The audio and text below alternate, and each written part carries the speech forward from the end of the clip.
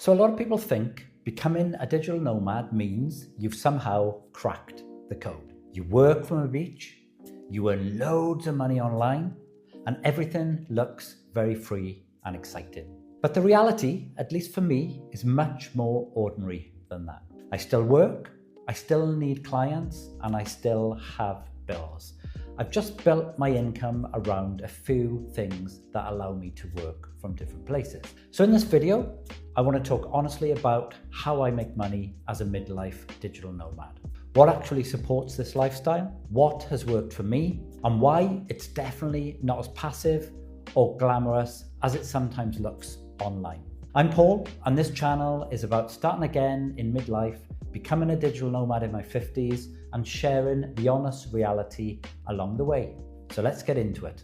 So the most common question people ask when they find out I've been living as a digital nomad in my 50s is, how do you actually make money? And I completely understand why people ask that, because from the outside, the digital nomad lifestyle can look a bit vague. You see the travel photos, the laptop, the coffee shops, the warmer weather, and it can look like people are just floating around the world, somehow magically funding it all. Sadly, there is no magic laptop fairy, at least not that I've found yet. The honest answer is that my life as a midlife digital nomad is supported by a few different income streams. None of them are especially glamorous, none of them are fully passive, and none of them happen by accident. But together, they help me keep going. They help me work remotely, and they give me the flexibility to live in a different way.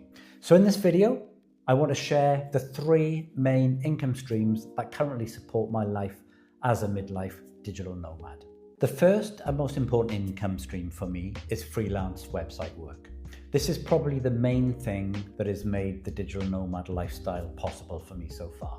I've worked in digital for a long time, and a lot of my work has involved helping small businesses with websites, WordPress, digital marketing, and general online support. So when I left the UK and started traveling, I wasn't starting from absolutely nothing. I had experience, I had skills, and I had a bit of a network. That all made a big difference. Most of my freelance work involves creating a new website, improving existing websites, updating pages, fixing problems, helping people with WordPress, or giving businesses a clearer online presence. Sometimes it's a full website build, sometimes it's a smaller job. It might be changing content, improving a layout, adding a new page, fixing something that has stopped working, or helping someone understand what needs to happen next. And I think that's important to say, because online, there's often this idea that you need some big, flashy business to become a digital nomad. But for me,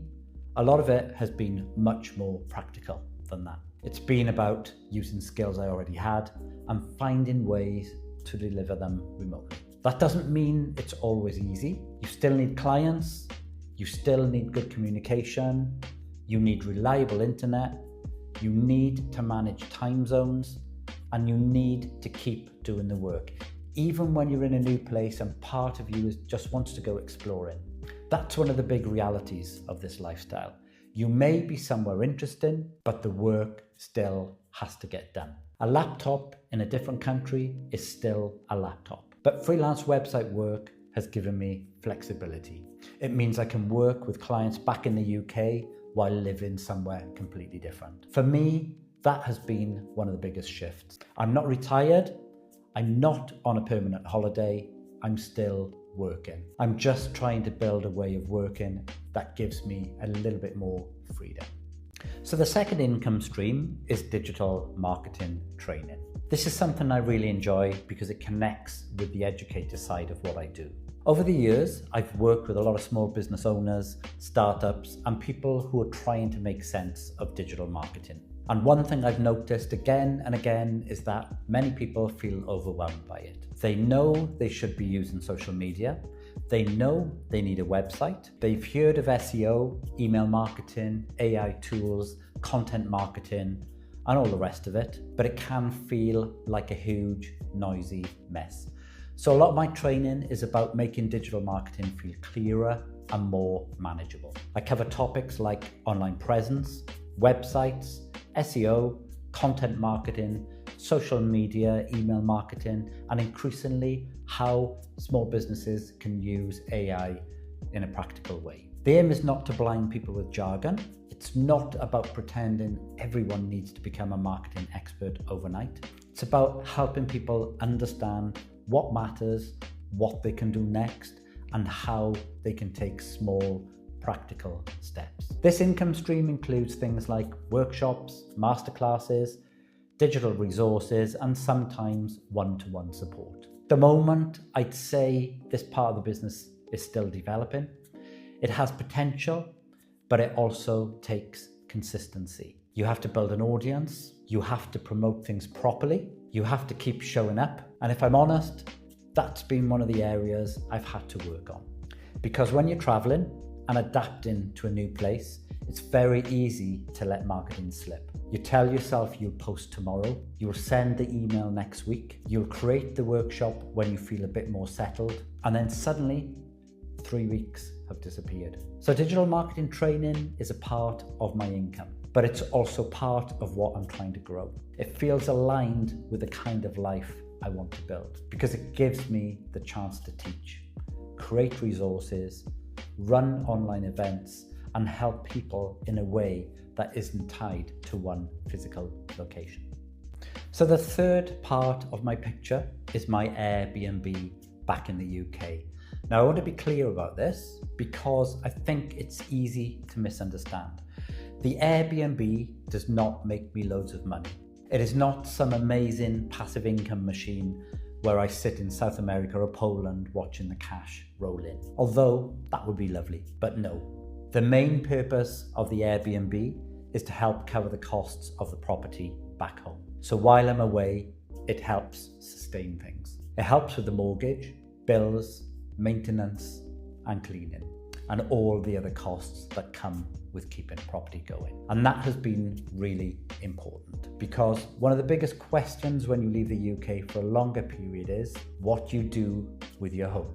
For me, renting it out as an Airbnb has helped make this lifestyle more possible, but it also comes with responsibility. There are guests to think about, there are cleaners and changeovers, there are messages to answer, and there are little problems that come up. Sometimes something breaks, sometimes plans change, and sometimes you're dealing with something back home while you're in a completely different country and time zone. So again, it's useful, but it's not effortless. And I think that's the theme running through all of this. None of these income streams are effortless. They all help, but they all require attention. So one thing I've learned is that having a few different income streams gives you a bit more stability. And I say a bit deliberately because I don't want to make this sound more secure or polished than it is. There's still uncertainty. Freelance work can go up and down. Training takes time to grow. Airbnb bookings can vary and unexpected costs still happen. But having more than one way to bring in money does help. It means I'm not relying on one single thing. And I think that matters even more when you're making a big life change later in life. Because in midlife, you often have more responsibilities. You may have a home, you may have family, you may have financial commitments. And you may also have less appetite for pretending everything will magically work out if you just follow your dream. I do believe in taking risks, but I believe in realistic risks. For me, becoming a digital nomad in my 50s has not been about escaping work. It's been about rethinking work. It's been about asking, can I use the skills I already have in a different way? Can I build something more flexible? Can I create a life that gives me more freedom without pretending the practical stuff doesn't matter? And that's really the point. This lifestyle is not just about travel. It's about structure, it's about income, it's about planning, it's about adapting, and it's about being honest with yourself about what you need to make it work. So how do I make money as a midlife digital nomad? At the moment, it's mainly through freelance website work, digital marketing training, and using Airbnb to cover the costs of my property back in the UK. It's not perfect, it's not always smooth, and it's definitely not the make money while you sleep dream that gets thrown around online. But it's real. And for me, that matters more. I'm still building it, I'm still learning, and I'm still figuring out what works as I go along. But if you're watching this and wondering whether you could build a different kind of life later on, I think the starting point is not asking, how do I become a digital nomad? It's asking, what skills do I already have? What could I offer remotely? What costs would I need to cover? And what small steps could I take now to create more flexibility later? Because you might not need to start from scratch. You might already have more useful skills than you realize. You may just need to look at them differently. And that's something I'm learning myself. So if this video was useful, or if you're interested in midlife change, digital nomad life, learning new things later in life, and the honest reality of trying to build a different life, feel free to subscribe. I'm Paul, this is Never Too Late Midlife Nomad, and I'll see you in the next video.